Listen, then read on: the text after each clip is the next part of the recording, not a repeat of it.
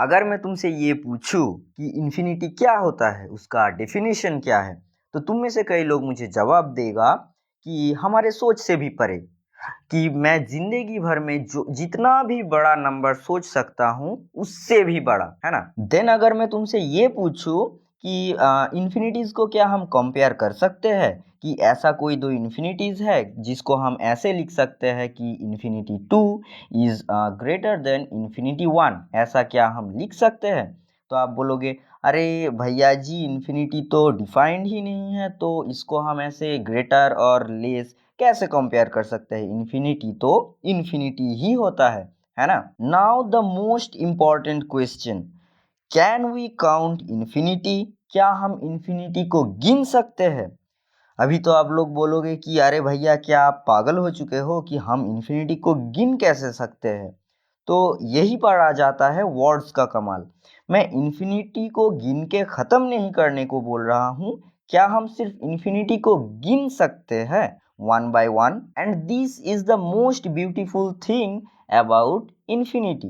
देखो, जो अगर मैं तुमसे पूछूं कि नेचुरल नंबर, जो सेट ऑफ नेचुरल नंबर होता है, उसका कार्डिनलिटी क्या होगा, मतलब the number of elements of in the set N, तो आंसर होगा इन्फिनिटी। इनफाइनाइट एलिमेंट्स है, ये सेट कैसा होता है, जीरो, सॉरी नेचुरल नंबर में जीरो नहीं आता, 1 2 3 ऐसे करके चलता है ना। And the cardinality of the set R the set of all real number, वो भी होता है इन्फिनिटी, है ना। ये इसको हम लिस्ट भी नहीं कर सकते रियल नंबर के सेट को, तो यहाँ पर भी इनफाइनाइट एलिमेंट्स होता है। अगर मैं तुमसे ये पूछूं कि cardinality of this interval 0 to 1 ये क्या होता है, तो ये भी होगा इन्फिनिटी, है ना। इनफाइनाइट नंबर्स ऑफ एलिमेंट होता है ये 0 से 1 के बीच में।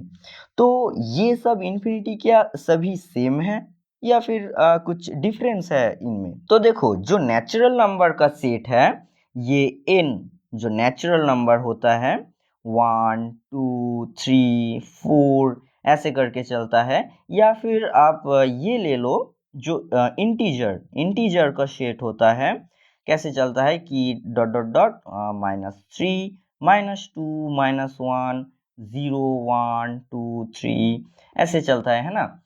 ये इसमें एलिमेंट्स तो इनफाइनाइट है, लेकिन इसके एलिमेंट्स को हम गिन सकते हैं। जैसे कि ये अगर नेचुरल नंबर का सेट मैं ले लूँ एंड इस पर मैं अगर बोलूँ कि 1 के बाद में क्या आता है, आंसर होगा 2, 2 के बाद में 3, तो मैं इसको गिन सकता हूँ, जो कि होगा 1 2 3 4, कहीं से भी आप एक नंबर पकड़ लो, सपोज 10, तो उसके बाद होगा 10 11 12, 10 के आगे आएगा 9, उसके आगे 8, ऐसे करके चलेगा। ये z के एलिमेंट भी मैं गिन सकता हूँ। लेकिन अगर मैं ये एग्जाम्पल के लिए ले लूँ कि r the set of all real numbers, तो क्या इसको मैं गिन सकता हूँ? बिल्कुल नहीं, क्योंकि अगर मैं मान लूँ कि 1 के बाद में कौन सा एलिमेंट आता है, क्या 0.01?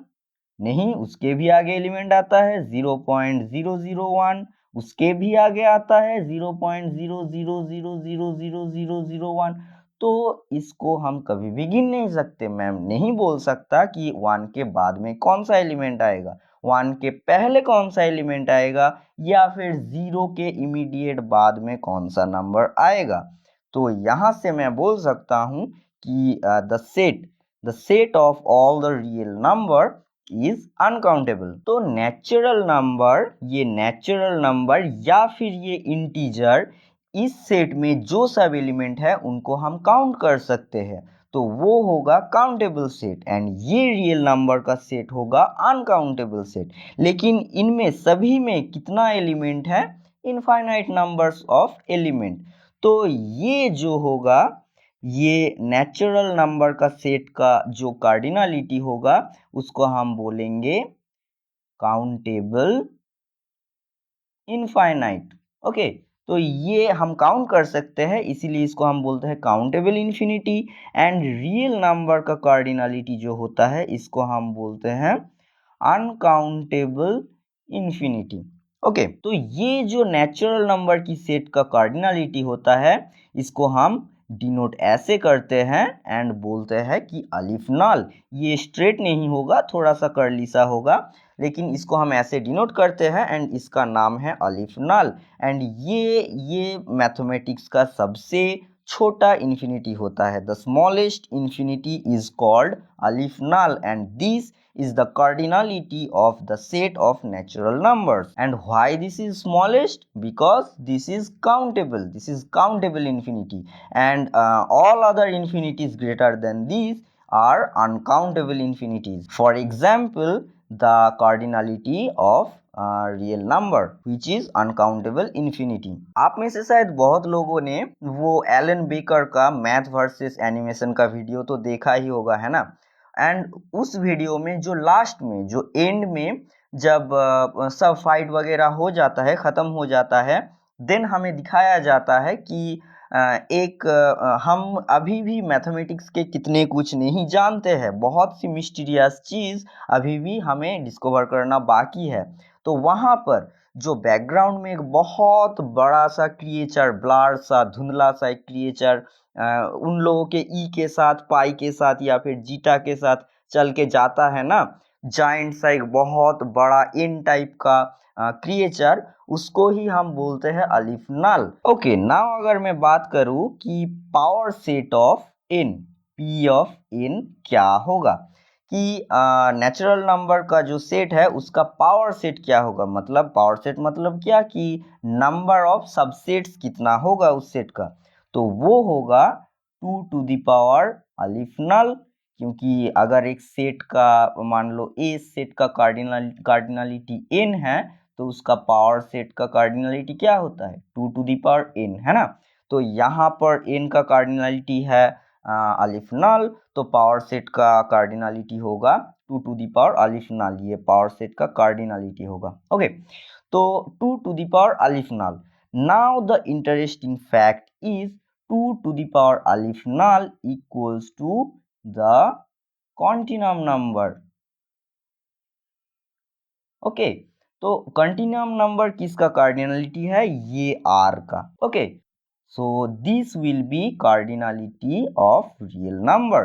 तो इसका मैं प्रूफ तो यहाँ पर तुम्हें नहीं करवा सकता, लेकिन ये मैथमेटिक्स का एक बहुत ही ब्यूटीफुल फैक्ट है जो हमें जानना बहुत ही ज़रूरी है हायर मैथमेटिक्स के लिए। ओके, एंड इसको हम डिनोट करते हैं c से। c means continuum number.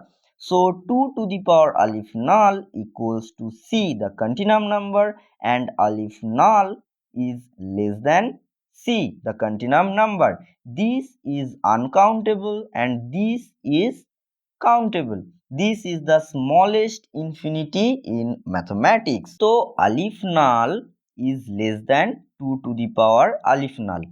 तो अभी एक बहुत इंटरेस्टिंग बात ये है कि क्या हम ये लिख सकते हैं कि 2 to the power aleph null is less than 3 to the power aleph null? क्या ये हो सकता है? या फिर 3 टू द पावर अलिफ नाल, या फिर ये 2 to the power aleph null is less than 4 to the power aleph null? क्या ये होता है, लेस देन होता है? आंसर है नहीं। क्यों?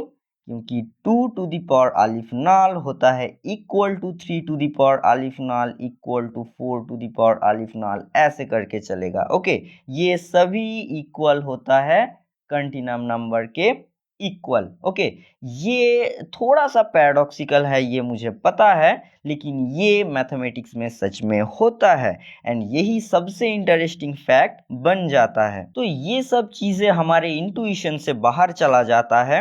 इनको प्रूफ करने के लिए हमें सिर्फ और सिर्फ मैथमेटिकल लॉजिक लगाना पड़ेगा, उसको यूज़ करके हम इसको प्रूफ कर सकते हैं। लेकिन इस वीडियो में हम इसका प्रूफ नहीं देखेंगे। लेकिन और एक बहुत बढ़िया इंटरेस्टिंग बात ये आ जाता है कि क्या, तो ये तो सब इक्वल हो गया, तो क्या ये 2 टू द पावर अलिफ नाल जो कि होता है एक कंटिन्यूम नंबर, इससे बड़ा, इससे ग्रेटर कोई इन्फिनिटी क्या होता है, या फिर यही सबसे बड़ा इन्फिनिटी होता है? तो इसका आंसर है हाँ, ज़रूर होता है। इससे भी बड़ा इन्फिनिटी एग्जिस्ट करता है, लेकिन वो क्या है वो हम इस वीडियो में डिस्कस नहीं करेंगे। वो हमारे सिलेबस या फिर टॉपिक से बाहर है, ये सब चीज़ें भी बाहर ही है, लेकिन हम इसको डिस्कस कर सकते हैं, लेकिन इससे आगे हम नहीं करेंगे इस वीडियो में। नाउ अब क्वेश्चन में चलते हैं कि देखते हैं कि क्वेश्चन में क्या गिवन है। तो क्वेश्चन में पूछ रहा है कि हमें दे दिया गया है एक set S equals to 0 to 1, open interval 1 to 2 and 3 to 4। That means यहाँ से ये है 0, 1, 2, 3 एंड 4। ये वाला 0 से 1 दिया है, देन 1 से 2 दिया है, देन 3 से 4 दिया है। ओके, ये वाला पार्ट हम नहीं लेंगे, एंड 1, ये 2 एंड ये 3 एंड 4 को भी नहीं लेंगे क्योंकि ओपन इंटरवल दिया है। एंड वहां पर से एक सेट डिफाइन किया गया है टी का एलिमेंट्स है 0, 1, 2, 3, मतलब ये टी है फाइनाइट और एस है इनफाइनाइट सेट, क्योंकि 0 से 1 के बीच में जो भी एलिमेंट है हम सभी ले लेंगे।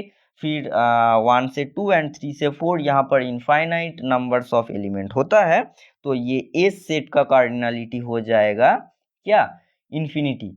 एंड एक बहुत इंटरेस्टिंग बात है कि एस सेट का कार्डिनलिटी इन्फिनिटी तो है, लेकिन ये इन्फिनिटी भी कॉन्टिनम नंबर ही है, ये इक्वल होगा पूरा रियल नंबर का कार्डिनलिटी के बराबर। Okay, now T is a finite set जिसका कार्डिनलिटी है 4, then which of the following statements are true.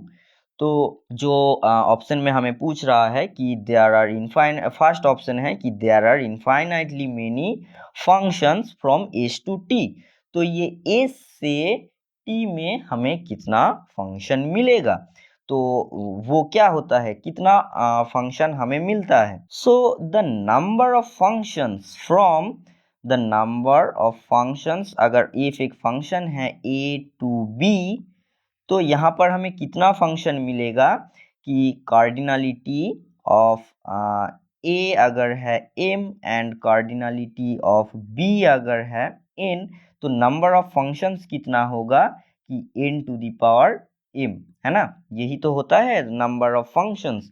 तो यहाँ से कार्डिनलिटी ऑफ s कितना है, see the continuum number, and T का कार्डिनलिटी कितना है 4।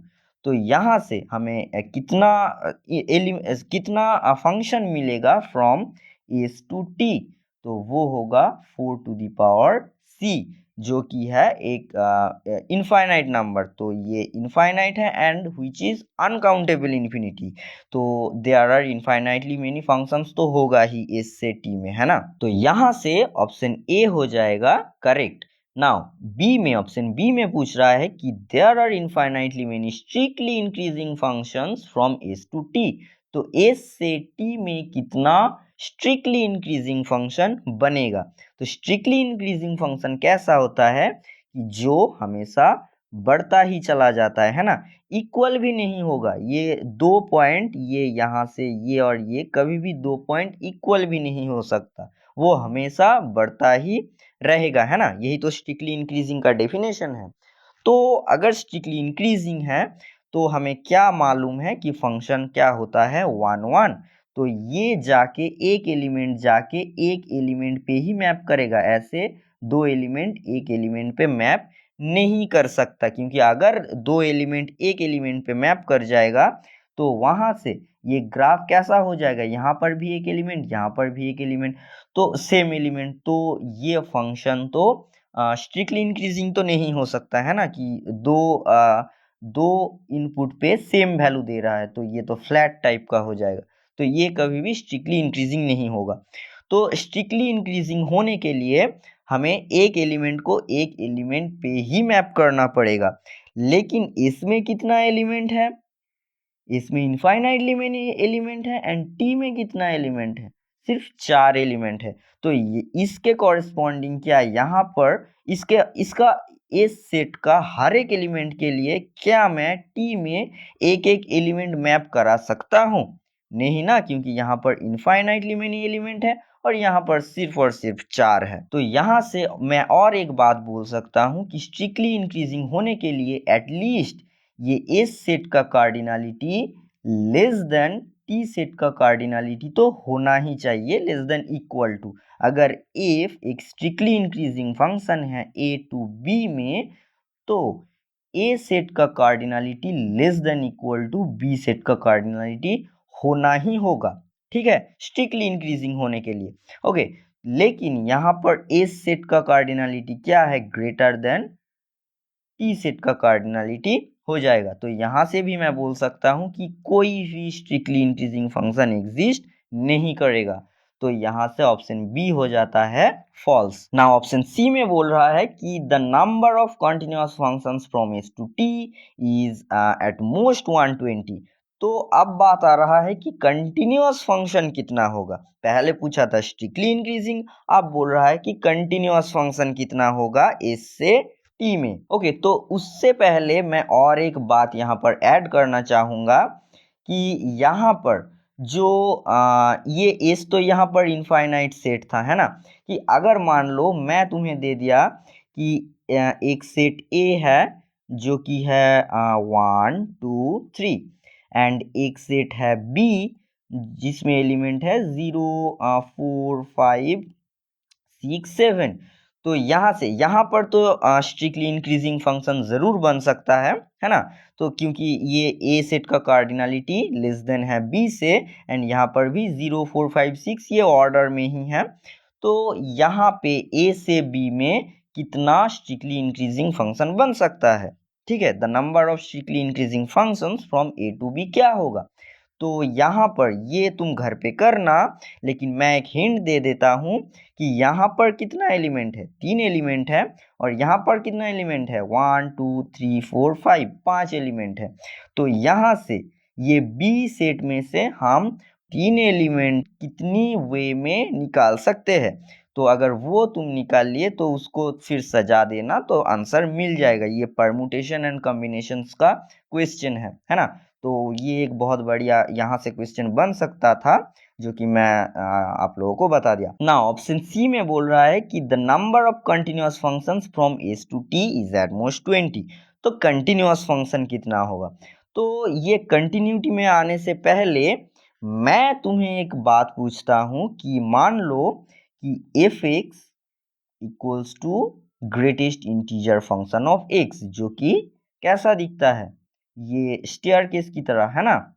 ये फंक्शन जो यहाँ पर इंटीजर पॉइंट्स में डिसकंटिन्यूअस होता है, ये होता है ये 0, ये 1 पे, ये 2 पे, ये 3 पे, ऐसे करके चलता है ना। तो यहाँ पर अगर मैं तुमसे पूछूं कि एफ ऑफ एक्स, क्या मैं एक सेट डिफाइन करता हूँ A equal to R the set of real number minus the set of integers, क्या अगर मैं आर से इंटीजर मतलब ये जो पॉइंट है, ये जो इंटीजर पॉइंट जहाँ पर भी ये डिसकंटिन्यूअस है, इसको अगर मैं हटा दूँ तो क्या ये function F of X equals to greatest integer function of X continuous हो जाएगा, हाँ या नहीं। आंसर है कि हाँ। अगर मैं डिसकंटिन्यूअस जिस पॉइंट पे ये जंप डिसकंटिन्यूटी है उसको मैं अगर डोमेन से हटा दूँ तो ये फंक्शन ए पर कंटिन्यूअस हो जाएगा। ओके, तो वैसे ही अगर मैं एफ इक्वल्स टू 1/x ले लेता हूँ तो उसका ग्राफ कैसा होता है, ऐसा, है ना। तो यहाँ से अगर मैं बोलता हूँ कि R में से मैं 0 को हटा देता हूँ तो क्या ये F कंटिन्यूअस बन जाएगा, ये F। तो आंसर होगा बिल्कुल हाँ, कंटिन्यूअस बन जाएगा, क्योंकि अगर 0 को मैं हटा दिया तो यहाँ पर कोई पॉइंट ही नहीं बचता कि फंक्शन डिसकंटिन्यूअस हो जाए। तो अब तुम बोलोगे कि अरे लेकिन 0 पे तो लिमिट चेक करने पर वो डज नॉट एग्जिस्ट आएगा, तो कैसे वो कंटिन्यूअस हो पाएगा। लेकिन बात ऐसा है कि अगर मैं 0 को हटा दूँ देन तुमसे पूछूं कि ये इस सेट में क्या फंक्शन कंटिन्यूअस है, तो इस सेट में 0 आएगा ही नहीं, तो तुम क्यों लिमिट चेक करोगे 0 में, है ना। तो मैं तो पहले ही हटा दिया हूँ, तो हम लिमिट कहाँ पे चेक करेंगे, जब हमें जो सेट दिया है उसके अंदर अगर 0 आता है तो तब हम लिमिट चेक करेंगे, अगर 0 नहीं आ रहा है तब हम उस पर कभी भी लिमिट चेक नहीं करेंगे। ओके, नाउ ये जो क्वेश्चन में था कि एस से टी में कितना एलिमेंट कितना कंटिन्यूअस फंक्शन आएगा, तो एस कैसा है, एस है ये यहाँ पर है 0, यहाँ पर है 1, यहाँ पर है 2, यहाँ पर 3, यहाँ पर 4। तो एस है ये 0 से 1 ओपन इंटरवल, 1 से 2 एंड 3 से 4, एंड ये इंटीजर पॉइंट को भी हम नहीं लेंगे। और टी कैसा है, ये है एस, और टी कैसा है 0 1 2 3, ये 0 1 2 3 ही था ना, हाँ 0 1 2 3। तो ये एस से टी में हम कितना सारा फंक्शंस बना सकते हैं जो कि कंटिन्यूअस होगा। देखिए ये एक फैक्ट है कि अगर ये कोई इंटरवल से, कोई भी इंटरवल से अगर तुम एक ये डिस्क्रीट सेट में मैप कर रहे हो और अगर वो मैपिंग कंटिन्यूअस भी हो तो उस पर्टिकुलर इंटरवल में फंक्शन कंटिन्यूअस होना ही पड़ेगा, वो फंक्शन को कंटिन्यूअस होना ही पड़ेगा। तो यहाँ से मैं क्या बोल सकता हूँ कि 0 से 1 में फंक्शन कंटिन्यूअस होगा, तो चाहे वो 0 ले लो, 1 ले लो, 2 ले लो, 3 ले लो, कोई भी ले लो। अगर 0 लिया तो यहाँ पर फंक्शन लाई करेगा, अगर 1 लिया तो यहाँ पर, अगर 2 लिया तो यहाँ पर, अगर 3 यहाँ पर, 4 यहाँ पर, ऐसे करके चलेगा। तो मान लो मैंने ले लिया यहाँ पर 1, तो यहाँ पर कंटिन्यूअस है। तो सेकेंड इंटरवल पर मैं लूँगा मान लो 3, तो यहाँ पर होगा ये 3। तो यहाँ पर तो अब तुम बोलोगे कि सर ये तो डिसकंटिन्यूअस होगा इस एंड इस पॉइंट में, लेकिन ये कहाँ पर है 1 पे, लेकिन 1 तो हमारे डोमेन में है ही नहीं, क्योंकि एस है सिर्फ ये ओपन इंटरवल है ना।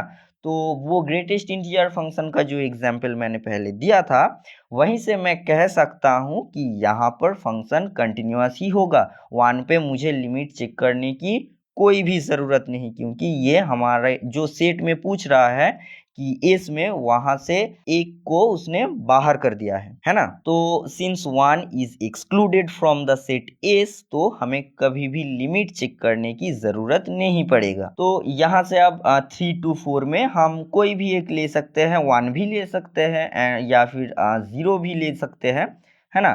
कोई भी हम किसी पर भी मैप कर सकते हैं।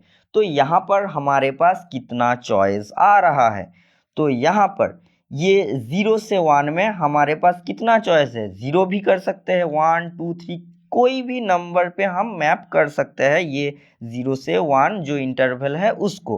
तो फर्स्ट इंटरवल के लिए हमें हमारे पास कितना चॉइस है, 4 चॉइस है ना। एंड सेकेंड इंटरवल के लिए भी हमारे पास है 4 चॉइस, वही यहाँ पर से किसी पे भी हम मैप कर सकते हैं, तो 4 चॉइस, एंड थर्ड के लिए भी 4 चॉइस है। तो टोटल कितना चॉइस होगा, 4 इंटू 4 इंटू 4 दैट इज 64। तो 64 इज लेस देन 120 है ना। तो लेस देन 120 है, इसीलिए एंड क्वेश्चन में भी बोल रहा है the number of continuous function from S to T is at most 120। At most means उससे कम हो सकता है, तो 64 उससे कम है, तो यहाँ से ऑप्शन सी भी हो जाएगा करेक्ट। अब ऑप्शन डी में बोल रहा है कि every continuous function from S to T is differentiable. तो हमने सभी कंटिन्यूअस फंक्शन को फाइंड कर लिया है, तो अब डिफरेंशिएबिलिटी का कोई भी चक्कर ही नहीं होगा, मतलब ये हार्ड तो नहीं है एटलीस्ट, है ना। तो ये जो फंक्शन है ऐसा दिखता है, तो क्या ये डिफरेंशिएबल है, ऑब्वियसली डिफरेंशिएबल है, क्योंकि ये सब डिफरेंशिएबल पहले से ही है, क्योंकि ये एक स्ट्रेट लाइन है, ये एक कांस्टेंट फंक्शन है। तो यहाँ से मैं फिर से बोल रहा हूँ कि इस पॉइंट में डिफरेंशिएबिलिटी हम चेक नहीं करेंगे, ये सब पॉइंट में, ये सब पॉइंट देख के लगेगा कि यहाँ पर तो कंटिन्यूअस ही नहीं है, तो डिफरेंशिएबल कैसे होगा। लेकिन एस से ये सब इंटीजर पॉइंट्स बाहर है, तो यहाँ पर हम ना ही कंटिन्यूटी चेक करेंगे और ना ही डिफरेंशिएबिलिटी चेक करेंगे ये सब एंड पॉइंट में। तो यहाँ से ये वाला जो इंटरवल है 0 से 1, यहाँ पर फंक्शन कांस्टेंट है और कांस्टेंट फंक्शन डिफरेंशिएबल भी होता है। यहाँ पर भी वही केस, यहाँ पर भी वही केस। तो पूरे इस सेट में जो भी ये एफ जो कांस्टेंट फंक्शन है, मतलब कंटिन्यूअस फंक्शन है, वो सब डिफरेंशिएबल भी होगा। तो यहाँ से हो जाता है हमारा ऑप्शन डी भी करेक्ट। तो वीडियो अगर तुम्हें पसंद आया, अगर कुछ नया सीखे हो, तो वीडियो को लाइक ज़रूर कर देना और चैनल को भी सब्सक्राइब कर सकते हो। मैं मिलूंगा तुमसे अगली वीडियो में एक और PYQ का डीप एनालिसिस लेके। तब तक तुम ये वीडियो देख सकते हो जहां पर मैंने और एक PYQ का बहुत ही डीप एनालिसिस किया है। और मैथमेटिक्स के रिलेटेड अगर और तुम्हारी और कोई समस्या या फिर डिफिकल्टी फेस कर रहे हो, तो हमारा टेलीग्राम चैनल का टेलीग्राम ग्रुप का लिंक डिस्क्रिप्शन या फिर पिन कमेंट में दिया होगा, वहां पर जुड़िए और मुझसे शेयर कीजिए, मैं तुम्हारा हेल्प करूंगा। तब तक के लिए बाय बाय, मिलते हैं नेक्स्ट वीडियो में।